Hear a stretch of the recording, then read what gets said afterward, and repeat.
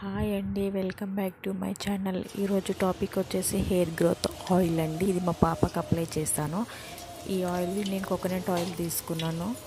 Coconut oil 2 bottles తీసుకొని దాంట్లో మనము కలోంజీ సీడ్స్ వేసాను. నేను మీకు ఏమేమి మీకు అందుబాటులో ఉన్నా అవి మీరు వేయచ్చు. కలోంజీ సీడ్స్ వేసాను, కలవంద వేసాను. నేను మందార పువ్వులు నాకు దొరకలేదండి, అందుకని నేను మెంతులు వేసిన తర్వాత కరివేపాకు కూడా వేసాను. కరివేపాకు కూడా హెయిర్కి చాలా మంచిది. హెయిర్ అనేది మనకి బ్లాక్గా చేస్తుంది. దాంట్లో మనకి మందార ఆకు కూడా వేసాను. నాకు ఫ్లవర్ దొరకలేదు మందారంలో, అందుకని నేను మందార ఆకు వేసాను. దాంట్లో 4-5 లవంగాలు వేసాను. లవంగాలు కూడా హెయిర్ని బాగా గ్రోత్ అనేది బాగా పెంచుతుంది, థిక్గా ఉంటుంది. ఈ ఆయిల్ మీరు 1 మంత్ వాడి చూడండి, మీ హెయిర్ మీకే అర్థమవుతుంది.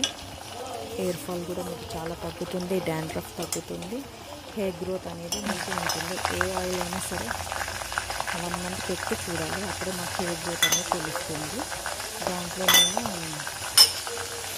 దాంట్లో నేను ఉసిరికాయ పౌడర్ వేసానండి, 3 స్పూన్స్.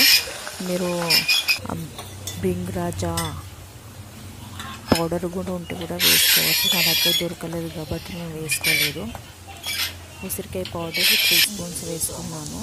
అది వేసుకొని బాగా మరుగుతున్నప్పుడు మీ హెయిర్కి క్యాస్టర్ ఆయిల్ పడుతుందంటే మీరు ఆమోదం నూనె కూడా వేసుకోవచ్చు. క్యాస్టర్ ఆయిల్ అంటే ఆమోదం నూనెనండి. నేను ఆమోదం నూనె 2-3 స్పూన్స్ వేసుకున్నాను.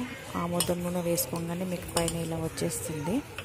అలా వచ్చినప్పుడు స్టవ్ కట్టేసి మీరు బాగా దాన్ని కలపట్టు ఒకసారి మిక్స్ చేసుకున్న తర్వాత చల్లారిన తర్వాత ఒక గ్లాస్ కట్టెలను తీసుకొని స్టోర్ చేసుకోండి.